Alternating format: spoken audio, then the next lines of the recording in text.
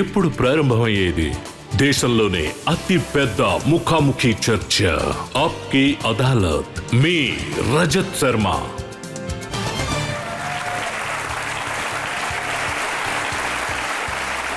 నమస్కారం. ఆప్కి అదాలత్కి మీకు స్వాగతం. ఆప్కి అదాలత్కి ఇవాళ ఎవరొచ్చారంటే సినిమా ప్రపంచంలో ఈయనొక షైనింగ్ స్టార్. ఆయన ముంబైకి హీరో అవ్వాలని రాలేదు, చదివించడానికి వచ్చారు. ఆయన ఎలాంటి ఫిలిం స్టార్ అంటే మీరాయన్ని ఒక యాక్షన్ హీరోగా ఇష్టపడ్డారు. కామెడీలో, ట్రాజెడీలో, రొమాన్స్లో, డాన్స్లో అన్ని జానర్లోనూ ఒకటి తర్వాత ఒకటి అన్ని సూపర్ హిట్ సినిమాలే. ప్లీజ్ వెల్కమ్ కిలాడి యొక్క కిలాడి అక్షయ్ కుమార్.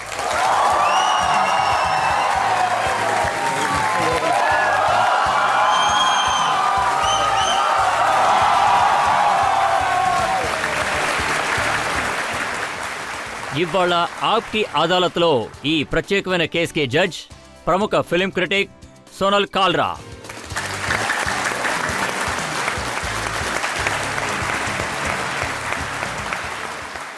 ఇప్పుడు మనం ఈ కేసుని మొదలు పెట్టడానికి ముందు, ప్రశ్నలు అడగడానికి ముందు, ఆరోపణలు వేయడానికి ముందు సోనల్ కాల్రా గారి అనుమతి తీసుకోవాల్సిందిగా కోరుతున్నాను. విచారణ మొదలు పెట్టండి, అనుమతిస్తున్నాను.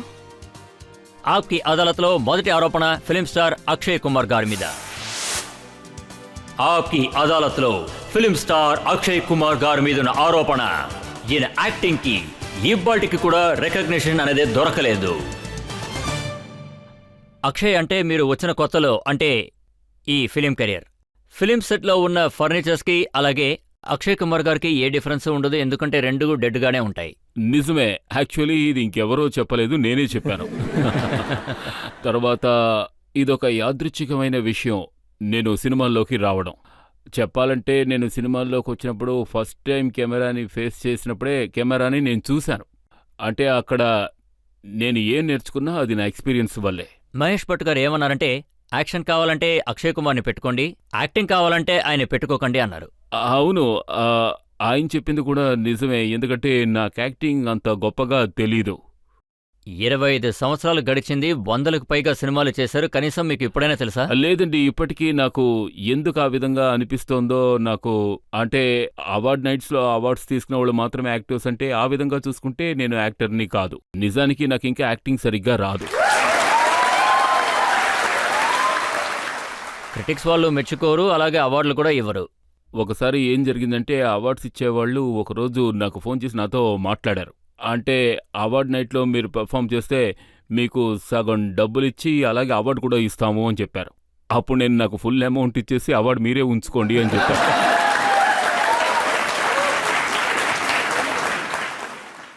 ఎయిర్లిఫ్ట్ లాంటి ఒక సినిమాకి మీకు అవార్డు దక్కనందుకు సోషల్ మీడియాలో ఒక పెద్ద క్యాంపెయినే జరిగింది. ఫ్యాన్స్ అందరూ ఏమన్నారంటే, this award is for sale అన్నారు. చూడండి, ఇది ఎందుకు అలా జరిగిందో నాకు తెలీదు, కానీ ఇది కేవలం వాళ్ళ ప్రేమనే చెప్పాలి, వాళ్ళ గొప్ప మనసు. అప్పుడు కూడా మీకు ఇలా అనిపించలేదా, వాళ్ళని ఏదో రకంగా సెట్ చేసి? చూడండి, ఏమైనా ఇచ్చే ఆడియన్స్ని సంపాదించుకోవాలంటే అంతకంటే నీచమైంది ఇంకేమీ ఉండదు.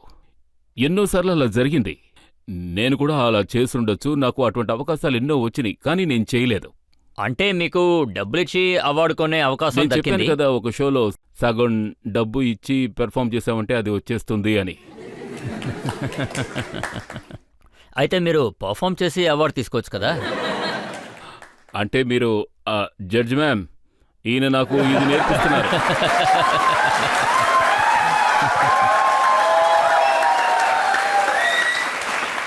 ఫిలిం క్రిటిక్స్ వాళ్ళు ఏం రాస్తారంటే, అక్షయ్ కుమార్ గారి సినిమా చూడడానికి వెళ్ళారంటే బుర్ర ఇంట్లో పెట్టి వెళ్ళండి అని. అవునండి, నేను ఫిలిం ఇండస్ట్రీలోకి వచ్చి 25-27 ఏళ్ళు అయిపోయింది. ఇలాగే ఇంకొక 25-27 ఏళ్ళు చేశానంటే సరిపోతుంది అనుకుంటున్నాను. ఒకానొక సమయంలో 11 సినిమాలు ఒకటి తర్వాత ఒకటి ఫ్లాప్ అవుతూ వచ్చాయి. కాదు, 16. 11 కాదు, 16. నేను ఊరికే ఒక రాయేశానంతే. మీరు అటువంటి రాళ్ళేం విసరకండి. మీరు మొదటి ప్రశ్న అడగడం ద్వారానే మీ ప్రశ్నలు ఎలా ఉంటాయో తెలియజేశారు. ఇందులో అసలు కారణం ఏంటో చెప్పండి. మీ 16 సినిమాలు వరుసనే ఫ్లాప్లు అయ్యాయి, ఆ తర్వాత కూడా మీరు ఇంకా హీరోగానే ఉన్నారు. ఈ ఫిల్మ్ ఇండస్ట్రీలో ఉన్న మంచి విషయం ఏమిటంటే, మనం ఎటువంటి యాక్టర్ అయినా సరే పర్వాలేదు, కానీ మంచి వ్యక్తిగా ఉండాలి, కరెక్ట్ టైంకి రావాలి.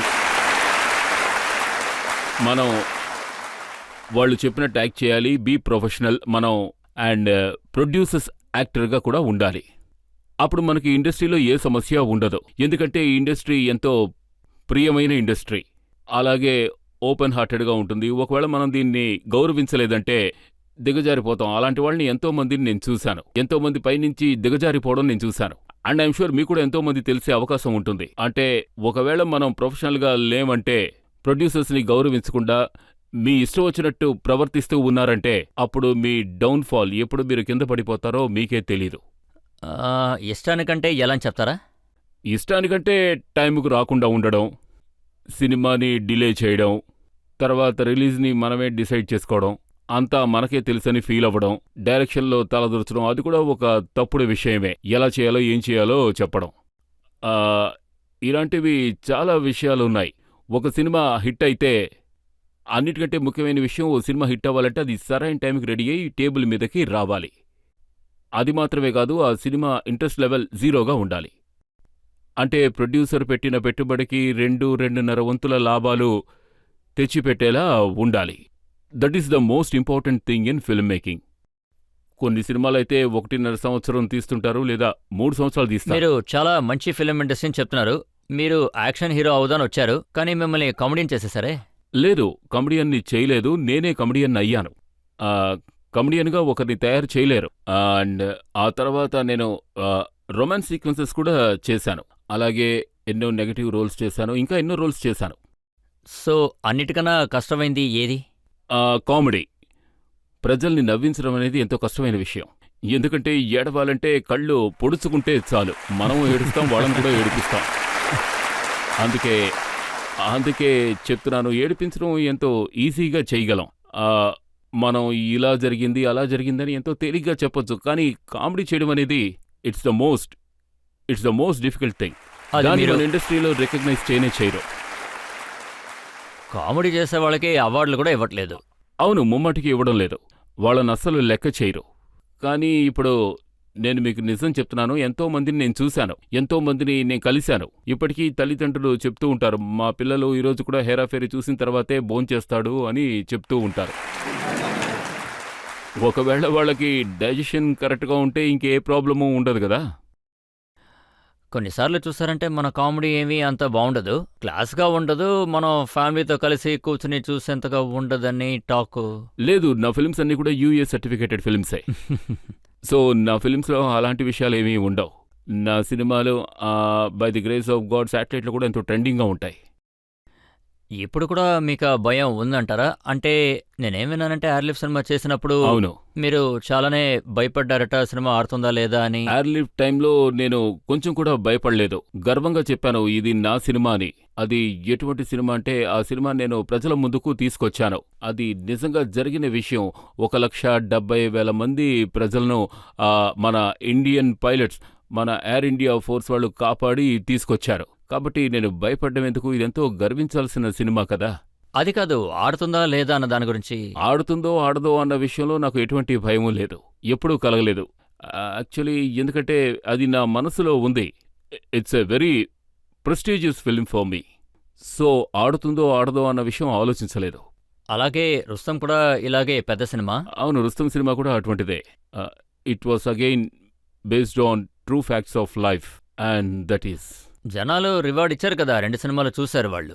రివార్డ్స్ గురించి దిగులేదు సార్, రివార్డ్స్ బాగానే వస్తూ ఉంటాయి. కానీ మీకిలా అనిపించలేదా? 25 ఏళ్ళు దాటిపోయింది, 100లకు పైగా మీరు సినిమాలు చేశారు, ఇప్పటికీ మీకు అవార్డ్ ప్రపంచంలో, క్రిటిక్స్ ప్రపంచంలో మీకు దక్కాల్సిన మర్యాద మీకు దక్కలేదని? లేదు, దాని గురించి ఎప్పుడు చెప్తారా? నాకు ఇది దిగులు పడవలసిన విషయం అని అనిపించలేదు. ఎందుకో నాకు అలా అనిపించలేదు సార్. నిజమే చెప్తున్నాను సార్, నేనెప్పుడూ ఆ విషయంలో మోరల్ డౌన్ చేయాలి ఇలా ఎప్పుడూ ఆలోచించలేదు. నేను తప్పు చేశాను, నాకు ఈ అవార్డు దక్కుండాల్సింది అని భావించలేదు. కానీ అప్పుడప్పుడు నా వైఫ్ మాత్రం నన్ను తిడుతూ ఉంటుంది. అది కొంచెం బాధగా అనిపించినా మీరు మాట్లాడే మాటలు, వాళ్ళు మాట్లాడే మాటలు నేను పెద్దగా పట్టించుకోను. ఇంకొన్ని ఆరోపణలు నా దగ్గర ఉన్నాయి. ఇప్పుడు మనం ఒక బ్రేక్ తీసుకుందాం. బ్రేక్ తర్వాత అక్షయ్ కుమార్ గారి మీద ప్రశ్నలు, ఆరోపణలు కొనసాగుతాయి.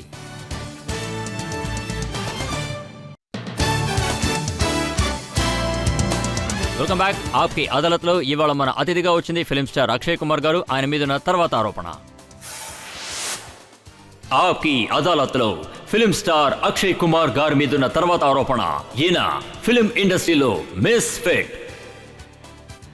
అక్షయ్, మీ సినిమాలు సూపర్ హిట్ అవుతాయి, అందులో పెద్ద స్టార్స్ ఉంటారు, ప్రజలకి నచ్చింది. కానీ నిజానికి ఏమనిపిస్తుందంటే మీరు ఫిలిం ఇండస్ట్రీలో మెంబర్ కాదు, ఫిలిం ఇండస్ట్రీలో మిస్ ఫిట్ అని. అదేమిటి సార్ మీరేమంటున్నారు? అదేంటంటే పెద్ద పెద్ద స్టార్స్ అందరూ కూడా రాత్రి ఫుల్గా పార్టీ ఎంజాయ్ చేసి పొద్దున 4:30కి ఇంటికి వెళ్ళేటప్పుడు మీరు పొద్దునే 4ంటికి లేచి షూటింగ్ వెళ్ళడానికి మీరు రెడీ అయిపోతున్నారు. వాళ్ళు రాత్రంతా పనిచేసినప్పుడు పొద్దున్న వెళ్ళి పనిచేయడానికి ఎవరో ఒకళ్ళు ఉండాలి కదా. అందుకే నేను ఇలాంటివి ఎన్నోసార్లు జరుగుతూ ఉంటాయి. అంటే మేము ఒకరినొకరం వేవ్ చేసుకుంటూ క్రాస్ అవుతుంటాం. నేను జిమ్కి వెళ్తున్నప్పుడు వాళ్ళు ఆపోజిట్లో క్రాస్ అయ్యి వెళ్తుంటారు. And lot of time it's happen to. మరి మీరెందుకు రివర్స్గా వెళ్తున్నారు? మీరు కూడా బహుశా ఇక్కడికి నన్ను పిలిపించింది ఇలాంటి తప్పుడు విషయాలు నేర్పించడం కోసమే అనిపిస్తోంది. ఇక్కడ నాకు డబ్బు ఇవ్వండి, అవార్డు తెచ్చుకోండి, ఇటువంటి విషయాలు. అలాగే రాత్రి బాగా లేటుగా పడుకోండి, ఉదయం లేటుగా ఇంటికి వెళ్ళండి. సార్, నాకు చిన్నప్పటి నుంచి ఒక అలవాటు ఉంది. రాత్రులు త్వరగా పడుకుంటాను, ఉదయం త్వరగా నిద్రలేస్తూ ఉంటాను. ఆ అలవాటుని ఇప్పటికీ మెయింటైన్ చేస్తూ ఉన్నాను. అండ్ ఈ ఇండస్ట్రీలో నేను ఇంకా కొద్ది సంవత్సరాలు పనిచేయాలని కోరుకుంటున్నారు. సో ఇలాంటి విషయాలు నేను తప్పకుండా ఫాలో అవుతాను. మీరు దీన్ని ఫిట్ అనో మిస్ ఫిట్ అనో ఏం చెప్పినా నో ప్రాబ్లం. ఇలా చూడండి, మిస్ ఫిట్ అని ఎందుకు అంటున్నారంటే పెద్ద స్టార్స్ చూసారంటే వాళ్ళు సంవత్సరానికి ఒక్క సినిమానే చేస్తారు, 200 కోట్లు 300 కోట్లు సంపాదిస్తారు. కానీ మీరు సంవత్సరానికి 4 సినిమాలు చేస్తున్నారు. సార్, అది ఒక్కోసారి జరుగుతుంటుంది. నాకు ఒక సినిమా పూర్తి చేయడానికి ఎంత టైం పడుతుందంటే అది ఎన్ని రోజులంటే దాదాపు 35-40 రోజులు సినిమా అయిపోతుంది. ఏడాదిలో 365 రోజులున్నాయి. ఒక సినిమాకి 40 రోజులను లెక్క వేసుకున్న 40ని 4తో మల్టిప్లై చేస్తే 160. 365లో 160 పోతే ఎంత? 205. 205 రోజులు బ్యాలెన్స్ ఉన్నాయి. ఏమిటి సార్, ఇంకో 5 సినిమాలు తీయొచ్చుగా? వాళ్ళు 9 సినిమాలు చేయమంటున్నారు.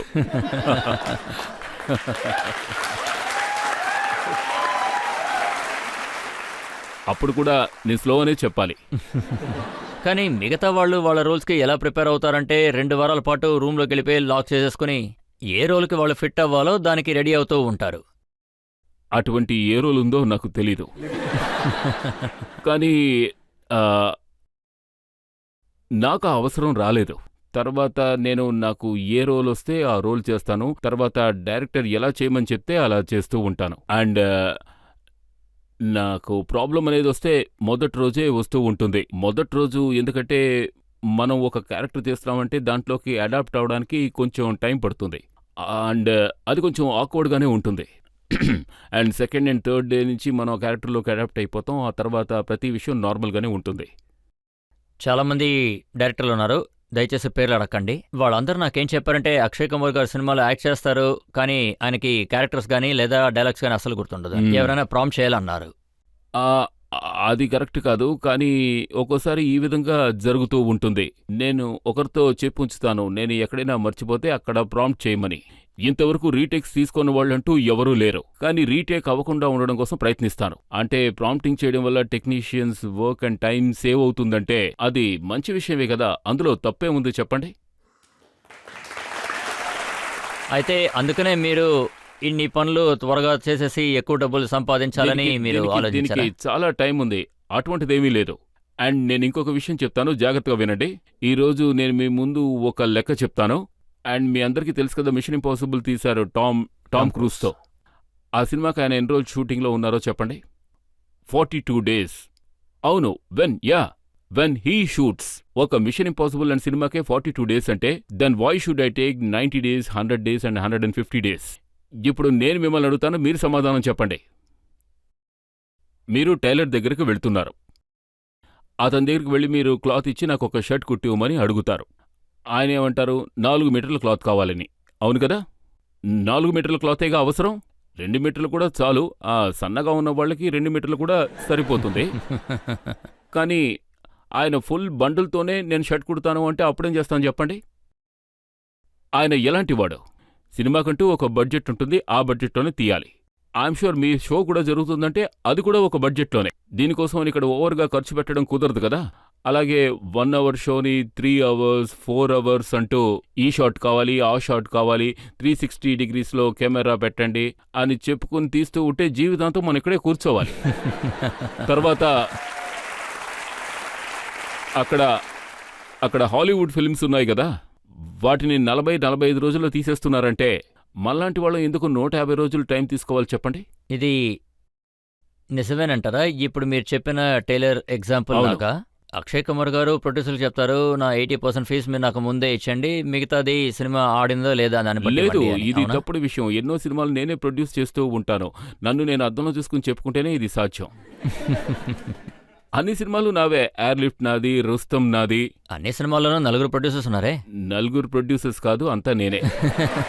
ఆ, మిగిలిన వాళ్ళు అంటే ఎగ్జిక్యూటివ్ ప్రొడ్యూసర్స్ ఉంటారు. ఆ తర్వాత ఎన్నో స్టూడియోస్ ఉంటాయి. వాళ్ళ దగ్గర డబ్బులు తీసుకోవడానికి తర్వాతే మేము అయితే కలుసుకుంటాం. పెట్టుబడి పెట్టేది మొత్తం మీరేనంట. అవును, నేనేనండి. నేనొక్కడే. మీరేం వరి అవ్వకండి. ఈ విషయంలో ఎవరికీ ఎటువంటి బాధ కలగదు. ఇంకా చెప్పాలంటే 5-6 సంవత్సరాల నుంచే ఎన్నో సినిమాల్ని నేను ఎక్కువగా 90% నేనే ప్రొడ్యూస్ చేస్తూ ఉన్నాను. అయితే మీరే ప్రొడ్యూస్ చేస్తారు, మీరే యాక్ట్ నేనే చేస్తారు, అయితే సంపాదించి నేనే వచ్చేటప్పుడు ఇంటికి మొత్తం. తీసుకుపోతాను.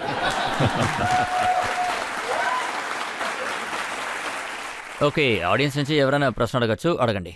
సార్ నాకు ఒక రిక్వెస్ట్. బుల్బులయ్య సినిమాలో మీరు ఈ విండోని పట్టుకొని మాట్లాడారు. డైలాగ్ ఏంటంటే గట్టాయా బడాయా, ఆ డైలాగ్ మా కోసం చెప్పి చూస్తారా? అవన్నీ ఎలా గుర్తుంటాయి? Okay, 2 lines sir. నిన్న రాత్రి ఏం తిన్నానో నాకు ఇవాళ గుర్తుండదు. అలాంటిది ఇవన్నీ ఎలా గుర్తుంటాయి? ముందు ఈ సీక్రెట్కి సమాధానం చెప్పండి. మిగతా యాక్టర్స్కి సినిమా కంప్లీట్ చేయడానికి 100 లేదా 150 రోజులు పట్టిందంటే మీకు మాత్రం 30-35 రోజులు ఎలా పూర్తవుతుంది? ఆ మిగిలిన వాళ్ళ గురించి నాకు తెలీదు. నాకు తెలిసింది మాత్రం ఒక్కటే. కరెక్ట్ టైంకి వచ్చి కరెక్ట్ టైంకి షూటింగ్ చేసి కరెక్ట్ టైంకి సినిమా పూర్తి చేస్తే ఒక 35, 40, 50, 55 రోజుల కంటే ఎక్కువ టైం పట్టదు. అది 100% నేను గ్యారంటీగా చెప్పగలను. కావాలంటే మీరే లెక్క వేసి చూసుకోండి. అంటే మీరు 2.5 నిమిషాలు, 2.5-3 నిమిషాలు షూట్ చేస్తే కేవలం 2.5 నిమిషాలు అంటే 50 రోజులకి ఎంత టైం అవుతుంది? 150 అంటే ఎంత? అంటే 2.5 గంటల సినిమా అయిపోయిందిగా. ఒక రోజుకు 3 నిమిషాల సినిమా తీయలేదంటే అది అవమానం సార్. ఆ తర్వాత ఇంక సినిమా తీయడం ఎందుకు? మీరు 40 నిమిషాలే షూట్ చేస్తున్నారు, కానీ 1 అవర్ ప్రోగ్రామ్ని చూపిస్తున్నారు. ఒకనొక కాలంలో యాక్టర్స్ ఎలా ఉండేవారంటే వాళ్ళు షూటింగ్కి మరుసటి రోజే వెళ్లేవారు. అది రాజేష్ ఖన్నా గారు కానివ్వండి, అలాగే గోవింద గారి గురించి కూడా విన్నాం. అలాగే శత్రుఘ్న సిన్హా గారు మార్నింగ్ షూటింగ్ అంటే ఈవినింగే వచ్చేవారట. అవును కానీ అప్పుడు కూడా సినిమాలు తీస్తూ ఉండేవారుగా. అవును అప్పుడు కూడా సినిమాలు తీస్తూ వచ్చారు, కానీ టైం పట్టేది కదా. అప్పట్లో అయితే 2.5 సంవత్సరాలు పట్టేది. అందుకే అప్పట్లో ప్రొడ్యూసర్స్ ఇళ్ళు నగలు కూడా అమ్ముకునేవారు. అంటే పెళ్ళం మెడలో తాళిని అమ్ముకునేవారు, స్థలాలు అమ్ముకునేవారు. అలా చాలా టైం పట్టేది సార్. సినిమా తీయడం అంత సులభమైన విషయం కాదు. నాకు తెలిసినంతవరకు ఒక సినిమా ఫ్లాప్ అవ్వకూడదంటే మనం కరెక్ట్ టైంకి సినిమా తీయడం పూర్తి చేశాం అనుకోండి, అది ఎన్నటికీ ఫ్లాప్ అయ్యే అవకాశమే లేదు. మన ఏ సినిమా కూడా ఫ్లాప్ అవ్వదు, ఎలాంటి సమస్య వచ్చినా. మీ డిసిప్లిన్ నిజంగానే చాలా బాగుంది. ఫిలిం ఇండస్ట్రీలో మిగతా వాళ్ళు కూడా నేర్చుకుంటే బాగుంటుంది. ఇప్పుడు మనం ఒక బ్రేక్ తీసుకుందాం. బ్రేక్ తర్వాత ఆప్కి అదాలత్లో అక్షయ్ కుమార్ గారి మీద ఆరోపణలు కొనసాగుతాయి.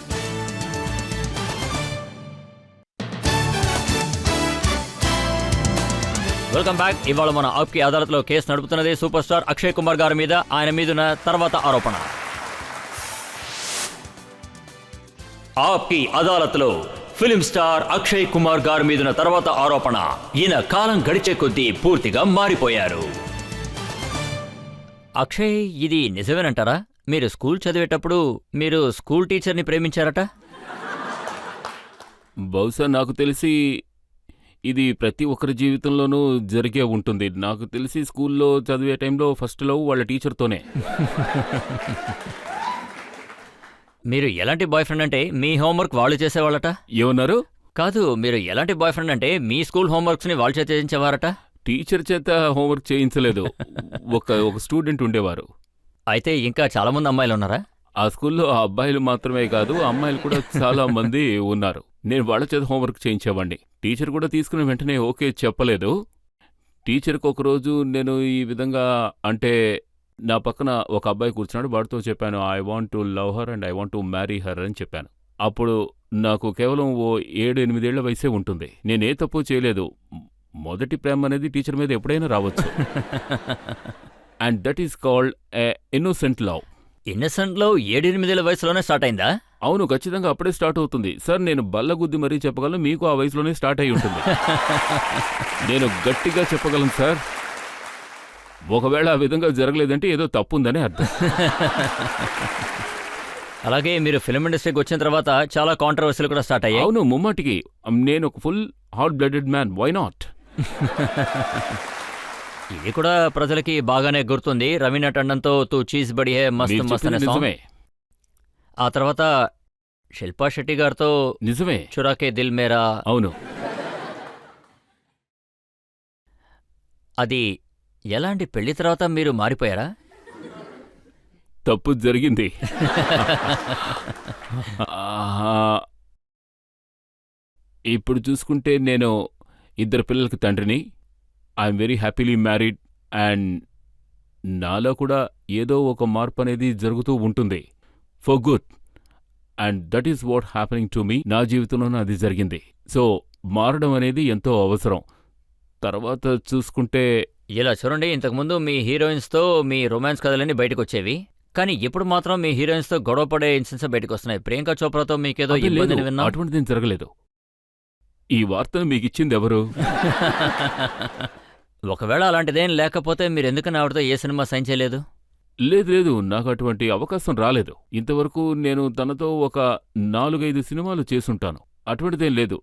నేను తనతో సినిమాలు చేయలేదని కాదు, నేను అందరితోనూ సినిమాలు చేస్తాను. ఒక రాణి ముఖర్జీతో తప్ప నేను అందరితోనూ సినిమాలు కాదు చేస్తాను. కాదు, మీరు ఆ పాత విషయాలన్నీ కాదు వదిలేయండి. కాదు, నేను ఇప్పటి విషయమే చెప్తున్నాను. అదేంటంటే ఒకవేళ మీకు ప్రియాంక చోప్రా గారితో నటించే అవకాశం ఖచ్చితంగా దొరికితే చేస్తాను, మీరు అందులో అనుమానమే లేదు.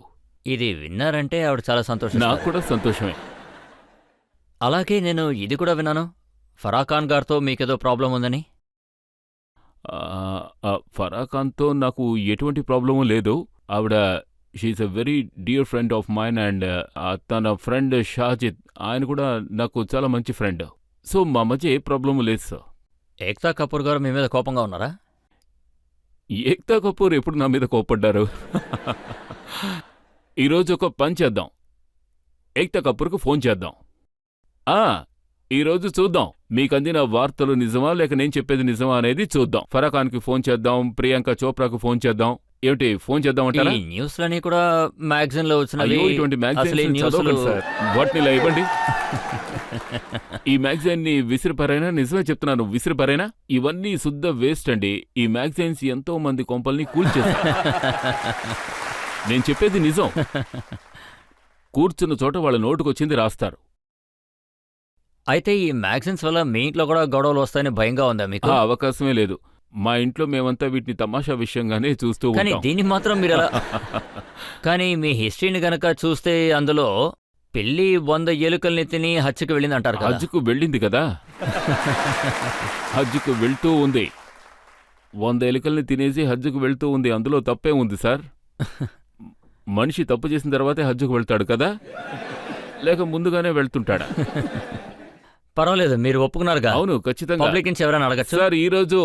సార్, ఈ రోజు నేనే మిమ్మల్ని ఒక ప్రశ్న అడగదలుచుకున్నాను. సరే, అడగండి. ఒకవేళ రజిత్ గారు నాకు పర్మిషన్ ఇస్తే వారిని నేను 1-2 ప్రశ్నలు అడగాలని అనుకుంటున్నాను.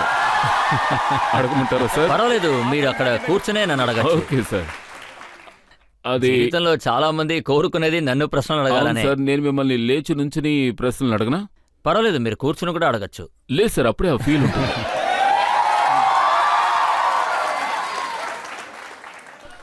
సార్, చిన్నప్పుడు మీకు టీవీ చూడాలని ఎంతో కోరిక ఉండేది, కానీ మీ పక్కింటి వాళ్ళు మిమ్మల్ని ఎన్నోసార్లు వాళ్ళ ఇంట్లో టీవీ చూడ్డానికి రానివ్వలేదు. దాంతో మీరు ఇంటికి వెళ్ళి చెప్తుండేవారు, డాడీ ఇదేం బాలేదు అని. అప్పుడు మీ డాడీ, నాన్న నువ్వు టీవీలో వచ్చేవాళ్ళలా చేయి, అప్పుడే నువ్వు టీవీలోకి వస్తావు అని చెప్పేవారు. ఇది నిజమేనా సార్? నిజమే, కరెక్ట్గా చెప్పారు. చూడండి, మా ఇంట్లో మేము ఒక ఇంట్లో ఉండేవాళ్ళం. మేము ఏ ఇంట్లో అయితే ఉన్నామో అక్కడ కాలనీ ఉంది. ఆ ఇంట్లో టీవీ లేదు, కరెంటు లేదు, నీళ్ళు లేవు. కొన్నిసార్లు సరైన ఆహారం దొరక చాలా ఇబ్బంది పడేవాళ్ళం. కానీ టీవీ చూడ్డానికి మాత్రం మేము పక్కింటికి వెళ్ళేవాళ్ళం. అక్కడ జైన్ గారు ఉండేవారు, అక్కడికే వెళ్ళేవాళ్ళం. ఆ రోజుల్లో చూసారంటే శనివారం పూట సగం సినిమా వస్తుంది, మిగతా సినిమా ఆదివారం వస్తుంది. సో శనివారం సగం సినిమా చూసాం, మ్, ఆదివారం మిగతా సినిమా చూద్దాం వాళ్ళ ఇంటికి వెళ్తే వాళ్ళ డోర్ లాక్లో ఉంది. నేను ఏడుస్తూ వస్తున్నప్పుడు మా నాన్నగారు అడిగారు ఏమైందిరా అని. నేను షహీద్ భగత్ సింగ్ సినిమా సగమే చూస్తాను, మిగతా సగం చూద్దామంటే వాళ్ళ డోర్ లాక్లో ఉందని చెప్పాను. అప్పుడైనా ఏమన్నారంటే, మూడో వ్యక్తిగా ఇంకొకళ్ళ ఇంటికి వెళ్ళి టీవీ చూస్తున్నావే, నీకు నిజంగానే ధైర్యం ఉంటే నిన్ను మిగతా వాళ్ళు టీవీలో చూసేలా చేయమన్నారు. మీకు దొరికిన ఈ ఇన్ఫర్మేషన్ కరెక్టే. పర్వాలేదు, నాకు వార్త అందించిన వాళ్ళు కరెక్టే. సార్ అది మీ మీద ఒక అలిగేషన్ ఉంది. అది మీ స్టింగ్ ఆపరేషన్ వల్ల మా బాలీవుడ్లో వాళ్ళంతా చాలా భయపడుతున్నారు. సార్, మా బాలీవుడ్ యాక్టర్స్ని ఎందుకని మీరు ఇంతగా బాలీవుడ్ వాళ్ళు భయపెడుతున్నారు? భయపెట్టేటట్టు పని ఎందుకు చేస్తున్నారు? నేను మా ఫిలిం ఇండస్ట్రీ ఫ్రెండ్స్కి ఏం చెప్పానంటే, కెమెరా అనేది ఏమీ లేదు, మీరు దయచేసి స్ట్రింగ్ ఆపరేషన్ లాంటివి ఏమీ చేయకండి అన్నాను. ఓపెన్గా జీవించండి అని చెప్పాను. Open సరిగ్గా గానా? మీలాగా. Okay sir. సార్, మీ మీద ఒక నేరారోపణ ఉంది. Without a law degree you become a lawyer of a nation. ఇప్పుడు నేను దీనికి ఏమని సమాధానం ఇవ్వను? ఈ దేశ ప్రజలు నన్ను అలా మార్చేశారు. సో లా డిగ్రీ లేకుండానే సార్ ఒక పెద్ద లాయర్ అయ్యారు. బాగా పేరున్న ఒక lawyer and lawyer of the nation. Sir, ఇంకొక ప్రశ్న, ఒక అలిగేషన్. మీరు మిగిలిన వాళ్ళ ప్యాంట్స్ లాగేస్తూ ఉంటారు, కానీ మీ సూట్ను మాత్రం ఇటాలీ నుంచి రప్పించుకుంటారు, అంతేనా? ప్రజలు నాకిచ్చిన పని ఇదే అన్నది నిజం. ఒకరి షర్టుని విప్పాలి, వాళ్ళ ప్యాంటుని లాగాలి, వాళ్ళని ఎక్స్పోజ్ చేయాలి. కానీ మీరు మాత్రం ఫుల్ సూట్ వేసుకుంటారు. అంతేకాకుండా నేను వీరి షోస్ అన్నింటినీ ప్రతి ఒక్కటి ఫుల్గా ఒకటి కూడా వదలకుండా చూస్తుంటాను. అంతేకాకుండా ఈయన ప్రతి ప్రోగ్రాంలోనూ ఒక్కొక్క డిఫరెంట్ ఇటాలీ సూట్ వేసుకుంటూ ఉంటారు. పైగా ఈయన ప్రతి సూట్ ఎంతో పర్ఫెక్ట్గా ఫిట్ అయి ఉంటుంది. సార్, మీరు సూట్ ఎక్కడ కుట్టించుకుంటూ ఉంటారు? సార్, ఇది ఇటాలియన్ సూటే కదా? అవును, ఇటాలియన్ సూట్. మీరు చెప్పింది నిజమే. అంతే సార్, ఇప్పుడు నా ప్రశ్నలు అయిపోయాయి. ఇక మీరు మీ ప్రశ్నలు మొదలు పెట్టచ్చు. ఇప్పుడు నాకు మీరు ఈ విషయం చెప్పండి. జానీ ఎల్ఎల్బి సినిమాలో మీరు లాయర్ అయ్యారు కదా, ఇలాగే వకాలత్కి మీరు వాదాడారా నన్ను ప్రశ్నలు అడిగినట్టు? లేదు సార్, అది ఒక ఫ్రెండ్లీ నైస్లీ అండ్ అది ఒక అలిగేషన్ కూడా కాదు. ప్రజలకు నేను ఈ విషయం చెప్పాలనుకుంటున్నాను. మీరు నిజంగానే what you doing with the nation and you call people here. వాళ్ళని ఎన్నో ప్రశ్నలు అడుగుతూ ఉంటారు. అండ్ మీరు అడిగే ఒక ప్రశ్న ద్వారానే తెలిసిపోతూ ఉంటుంది ఇక్కడ కూర్చున్న వారి మొహంలో చూస్తేనే అక్కడ ఏదో ఒక సమస్య ఉంది అని. ఖచ్చితంగా ఏదో ప్రాబ్లం జరిగింది. Audience are very smart. వాళ్ళు చిటికలో దాన్ని క్యాచ్ చేస్తారు. So that actually gives a very great thing out. అంటే మనిషికి దీనికి అదేమిటో బాగా అర్థం అవుతుంది. చాలా సంతోషం. నేను మీకు ఒక విషయం చెప్పాలనుకుంటున్నాను. ఆప్కి అదాలత్ ఇవాళ ఇంత పెద్ద ప్రోగ్రామ్ అయిందంటే ఇది నా వల్ల కాదు, ఇది ఇక్కడికి వచ్చే గెస్ట్ వల్ల ఇంత పెద్ద సక్సెస్ అయింది. వాళ్ళు అడిగిన ప్రశ్నలకి సరిగ్గా సమాధానం చెప్తారు. అలాగే ఈ ప్రజల వల్ల వాళ్ళు దీన్ని ఎంతగానో ఆదరించారు. ఇప్పుడు మనం ఒక బ్రేక్ తీసుకుందాం. బ్రేక్ తర్వాత ఫిలిం స్టార్ అక్షయ్ కుమార్ గారి మీద ఆరోపణలు కొనసాగుతాయి. అంతవరకు వెయిట్ చేయండి.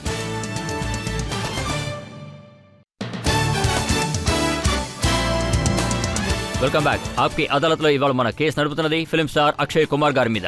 ఆయన మీదున్న తర్వాత ఆరోపణ. ఆప్కి అదాలత్లో ఫిలిం స్టార్ అక్షయ్ కుమార్ గారి మీదున్న ఆరోపణ. ఈయన అన్ని విషయాల్లోనూ కమెంట్ చేస్తూ ఉంటారు. అక్షయ్, దేశంలో ఏం జరిగినా సరే అందరికన్నా ముందు కమెంట్ చేయడానికి మీరే వస్తూ ఉంటారు. బెంగళూరులో ఆడవాళ్ళకి అన్యాయం జరిగింది, మీరు మృగాల్లాగా ప్రవర్తించకూడదని చెప్పారు. అది నిజమే అనుకోండి, కానీ మీరు అన్ని విషయాలను జోక్యం చేసుకుంటారు. సార్, నేను జీవితంలో 2 విషయాలు మాత్రమే చెప్పాను. ఆ విషయాలు మీకు తప్పుగా అనిపిస్తే అందులో మొదటి విషయం ఏమిటంటే, ఒకవేళ ఒక వ్యక్తి ఏమీ మాట్లాడలేదంటే వెంటనే మీడియా ఇతనేం మాట్లాడలేదు అంటుంది. ఒకవేళ మాట్లాడితే తప్పుగా మాట్లాడారు అంటుంది. మీరే చెప్పండి, మీలో ఎంతమంది చూశారో తెలీదు. ఇప్పుడు నేను చెప్పిన దాంట్లో ఏమైనా తప్పుందా? ఆడవాళ్లకు వ్యతిరేకంగా నేను మాట్లాడిన దాంట్లో ఏమైనా తప్పుందా? సార్, ఒక విషయం గురించి మీరు చాలా తప్పుగా మాట్లాడారు. వినపడడం లేదు. బెంగళూరు సమావేశంలో అక్షయ్ సార్ ఏం చెప్పారంటే, అది బాగానే చెప్పారు, కానీ అబ్బు అజ్మీ గురించి చెప్పినప్పుడు స్టేట్మెంట్ చాలా దారుణంగా ఉంది. అదేంటంటే సార్, ఆ సమయంలో మీకు ఎలా సార్ అనిపించింది? మీరు ఎవరితోనైనా ఫేవరెట్ గా మాట్లాడుతున్నప్పుడు, రాజకీయం గురించి చెప్తున్నప్పుడు? చూడండి, ఆ విషయంలో నేనేం చెప్పానో అది ఖచ్చితంగా ఎవరికి వ్యతిరేకమైందైతే కాదు. అందరం మనుషులం కనుక ఆడవారిని గౌరవించడం అనేది ప్రతి ఒక్కరి బాధ్యత అవుతుంది. ఇంకొక ముఖ్యమైన విషయం ఏమిటంటే, నేనేమైనా కమెంట్స్ చేస్తానా అంటే ఎప్పుడూ కమెంట్ చేసిందే లేదు. నేను ఎప్పుడైనా దేనికైనా సరే ఒక సొల్యూషన్ మాత్రమే ఇస్తాను. నేనేం చెప్పానంటే, నేనీరోజు ఆర్మీ గురించి కూడా కొన్ని విషయాలు మాట్లాడాను. నేనప్పుడు కూడా ఎవరినీ కమెంట్ చేయనేలేదు. అంతేకాకుండా నేను ఇది తప్పు, ఇది రైట్ అని కూడా చెప్పలేదు. నేను సొల్యూషనే చెప్పాను. అంతేకాకుండా నేను ఇటువంటి మనిషిని కాదు, ఒకరి గురించి మాట్లాడి వాళ్ళలో తప్పులు కనిపెట్టి ఇలా చేస్తున్నారు, అలా చేస్తున్నారు అంటూ రకరకాలుగా ఇబ్బందికరంగా నేను అక్షయ్ కుమార్ మాట్లాడాను. గారు, మీరు దీనికి కూడా కమెంట్ చేశారు, సర్జికల్ స్ట్రైక్ ని సపోర్ట్ చేశారు. అవును, నాకు నచ్చింది చేశాను. అలాగే స్వచ్ఛత అభియాన్, దానికి కూడా మీరు అవును, నాకు అది చాలా బాగా నచ్చింది. స్వచ్ఛత అభియాన్, ఒకవేళ టెర్రరిస్ట్ మీద అటాక్స్ జరిగాయంటే అది మంచి విషయమే కదా, అందులో తప్పే ఉంది. ఏం ప్రాబ్లం ఉంటుంది చెప్పండి. తర్వాత నేను ఏం చెప్పదలుచుకున్నానంటే, నేనే కాదు మొత్తం ప్రపంచమే కోరుకుంటుంది టెర్రరిస్టులు ఉండకూడదని. ఇందులో తప్పుడు విషయం ఏమీ లేదు. అవును, ముమ్మటికి తప్పేం కాదు. నేను మళ్ళీ మీకు ఇంకోసారి చెప్తున్నాను, నేను ఎప్పటికీ కామెంట్స్ చెయ్యను. నేను కేవలం ఒకటి సొల్యూషన్ మాత్రమే చెప్తాను. ఈరోజు ఒక అమ్మాయి గురించి మాట్లాడుతున్నామంటే, బెంగళూరు గురించి మాట్లాడుతున్నామంటే, నేను ఒక స్కూల్ రన్ చేస్తున్నాను. ఈ వార్త మీకు అంది ఉండదు, ఇప్పుడు నేను అందరి ముందు చెప్తున్నాను. నాకు బెంగళూరులో ఒక స్కూల్ ఉంది. అందులో నేను ఆడవాళ్ళకి free of cost martial arts నేర్పిస్తున్నాను. 15,000 మంది అమ్మాయిలకి free of cost martial arts నేర్పిస్తున్నాం. అండ్ నేను ఇంకా ఎన్నో చేయాలనుకుంటున్నాను. And I would like to do more. మీరు ఇలాంటి పనులు చేయడం వల్లే ప్రజలందరూ మీ గురించి అలా మాట్లాడుతున్నారు. అక్షయ్ చివరికి రాజకీయాల్లోకి లేదు, వస్తారు నేను అంటున్నారు. ఖచ్చితంగా రాను. తప్పకుండా రాను. ఒకవేళ నేను రాజకీయాల్లోకి వస్తే ఆ రోజే మీరు నాతో మాట్లాడడం ఆపేయొచ్చు. నాకు రాజకీయాల మీద ఆసక్తి లేదు. దాని ద్వారా నేను గొప్పవాణ్ణి కావాల్సిన అవసరమూ లేదు. నాకు దాని మీద పెద్ద ఇంట్రెస్ట్ లేదు. నేను సినిమాలు చేసుకుంటున్నాను, బాగా డబ్బు సంపాదించుకుంటున్నాను. అలాగే దేశానికి నేనేమైనా సేవ చేయగలిగితే అది ఖచ్చితంగా చేస్తాను. కానీ రాజకీయాల్లోకి మాత్రం రాను. చాలా మంది ఫిలిం స్టార్స్ రాజకీయాల్లోకి వచ్చారు. వాళ్ళు సినిమాలు చేశారు, పీక్లోకి వెళ్లారు. అది సునీల్ దత్ గారు కానివ్వండి, లేదా రాజ్ బాబర్ కానివ్వండి, అమితాబ్ బచ్చన్ లేదా శత్రుఘ్న సిన్హా కానివ్వండి, ఇలా చాలా మంది ఇంతకు ముందే వచ్చారు కూడా. అలాగే మీరు ఎందుకు రాకూడదు? సమస్య ఏమీ లేదు. కానీ నేను జీవితంలో ఆబ్వియస్లీ 2 విషయాలు చేయగలనుకుంటున్నాను. ఒకటి ఆరోగ్య విషయంలో, ఇంకోటి స్పోర్ట్స్ విషయంలో. ఆ విషయాల్లో నాకు ఎంతో కొంత నాలెడ్జ్ ఉంది. వాటి గురించి నాకు ఎన్నో విషయాలు తెలుసు. ఒకవేళ ఆ విషయాల్లో ఏవైనా చేయడానికి నాకు అవకాశం దొరికితే నేను ఖచ్చితంగా చేస్తాను. అయితే మీరు స్పోర్ట్స్ మినిస్టర్ అవ్వాలనుకుంటున్నారా, లేదా హెల్త్ మినిస్టర్ అబ్బాయి, అవ్వాలనుకుంటున్నారా? మినిస్టర్ అవ్వాలని ఏం లేదు.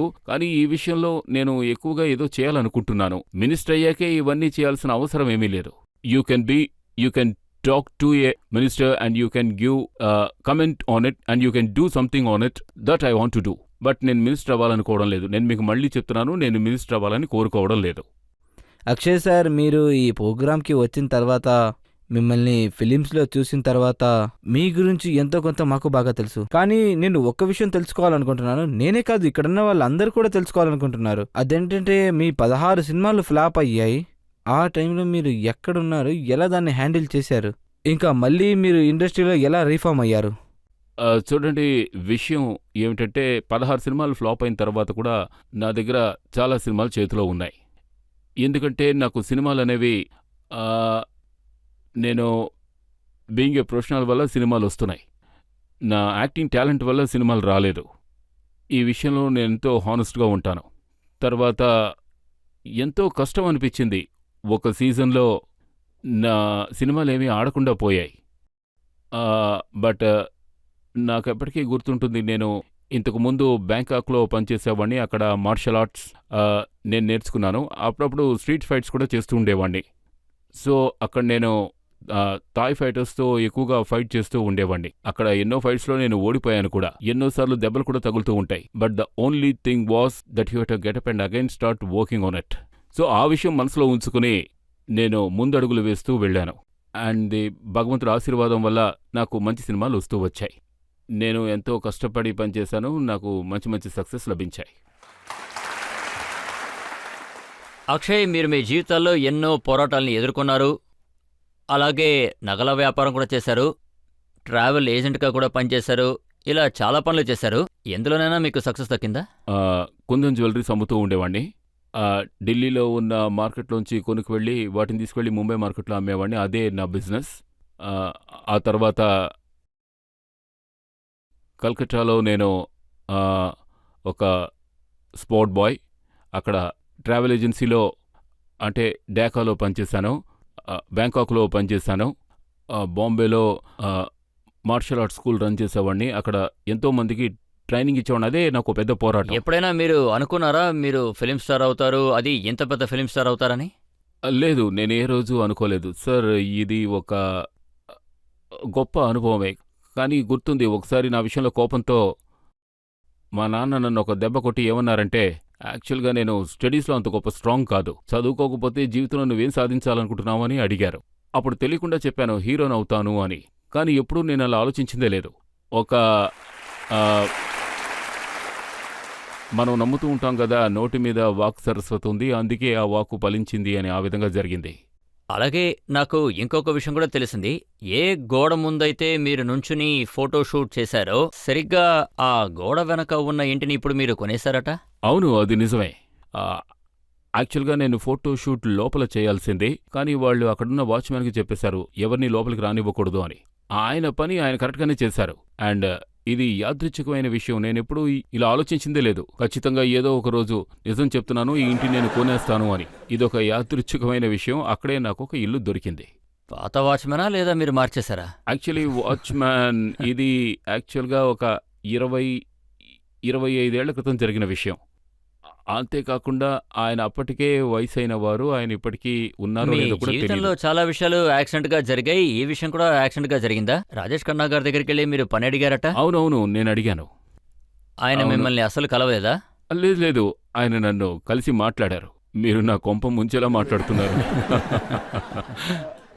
సో నేను ఆయన ఆఫీస్కి వెళ్ళిన మాట నిజమే. వారు నన్ను కలిశారు. నేను వారితో 15 నిమిషాలు మాట్లాడే అవకాశం నాకు దొరికింది. అప్పుడు ఆయన ఒక సినిమా తీశారు. అందులో చంకీ పాండే హీరో. ఆ సినిమాలో జై శివశంకర్ ఆ సినిమా తీస్తున్నారు. అప్పుడు ఆయన ఏం చెప్పారంటే, చూడు బాబు, నేను నెక్స్ట్ సినిమా తీస్తే నిన్ను అందులో పెట్టుకుంటాను అని చెప్పారు. కానీ మీరు అప్పుడు ఊహించలేదు కదా ఆయన కూతురునే మీరు పెళ్లి చేసుకుంటారని? లేదు, తప్పకుండా ఆలోచించలేదు. అలా ఎవరు ఆలోచించగలరో చెప్పండి? ఇందులో ఉద్దేశపూర్వకంగా ఏదీ జరగలేదు. అంతా దేవుని లీల వల్లే ఇలా జరుగుతూ ఉంది. విధిరాతే మిమ్మల్ని ఇంత దూరం తీసుకొచ్చిందా? అవును సార్, ఖచ్చితంగా తలరాత, తర్వాత తల్లిదండ్రుల ఆశీర్వాదం ఇంతవరకు తీసుకొచ్చింది. తర్వాత హార్డ్ వర్క్. అవును, హార్డ్ వర్క్ ఓ వైపు ఉంటుందనుకోండి. ఎంతో మంది ప్రజలు నన్ను అడిగారు, కష్టపడి పనిచేయడం ముఖ్యమా, తలరాత ముఖ్యమా అని. నేను ఈ విషయంలో చెప్పేది ఏమిటంటే 6 to 65% వరకు వాటాని తలరాతకిస్తాను, మిగిలిన 40% హార్డ్ వర్క్కి. బికాస్ తెలియడం లేదు, నా ఎక్స్పీరియన్స్ ఆ విధంగా ఉంది. ఎందుకంటే ఇండస్ట్రీలో ఉన్న స్టూడియోస్లోకి నేను ఎన్నిసార్లు వెళ్ళినా నాకంటే కూడా గుడ్ లుకింగ్ కుర్రాళ్ళు ఎందరో ఉండేవారు. వాళ్ళు ఎప్పటినుంచో ఎదురు చూస్తుండేవారు, ఎంతో ప్రయత్నిస్తూ ఉండేవారు. నాకంటే మంచి యాక్టర్స్, నాకంటే చక్కటి డాన్సర్స్. కానీ వాళ్ళకున్న ఒకే ఒక లోటు, అది వాళ్ళ అదృష్టం. వాళ్ళకి సరైన టైంలో అవకాశాలు రావడం లేదు, సరైన పనులు రావడం లేదు. And that is what I feel. That is that I think I got lucky and ఈ కేమ్ అవుట్. అక్షయ్, నేను మిమ్మల్ని చాలా రకాల ప్రశ్నలు అడిగాను. అన్ని ప్రశ్నలకి చాలా చక్కగా సమాధానం చెప్పారు, దేన్ని నిరాకరించలేదు. ఇప్పుడు మనం ఒక బ్రేక్ తీసుకుందాం. బ్రేక్ తర్వాత ఆప్కి అదాలత్లో ఇవాల్టి జడ్జ్ అయిన సోనల్ కాల్రా గారి తీర్పేంటో మనమందరం విందాం.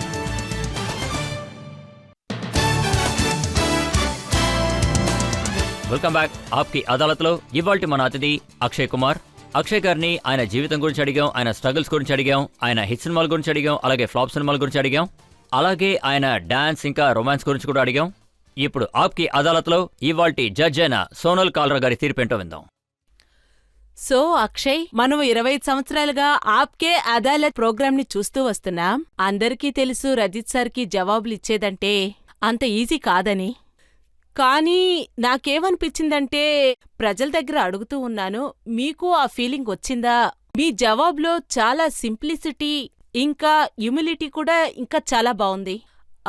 అదెందుకంటే మీరు మనసారా జవాబులు ఇచ్చినందువల్ల. ఇంకొక విషయం ఏంటంటే, మీరు డినైట్ వల్ల బిలీవ్ చేయటం లేదు. వాళ్ళు నిందలు వేస్తూనే ఉన్నారు, మీరు ఒప్పుకున్నారు. సో ఇలాంటి మనిషికి శిక్ష ఇవ్వడం అంటే చాలా కష్టమైన కార్యం. మీరు చెప్పండి, ఈయనకి శిక్ష ఇవ్వచ్చా? సో మీరు హృదయం నుంచి జవాబునిచ్చినందున నేను ఒకటి చెప్పాలనుకుంటున్నాను. మీరు చాలా అందంగా జవాబులిచ్చారు.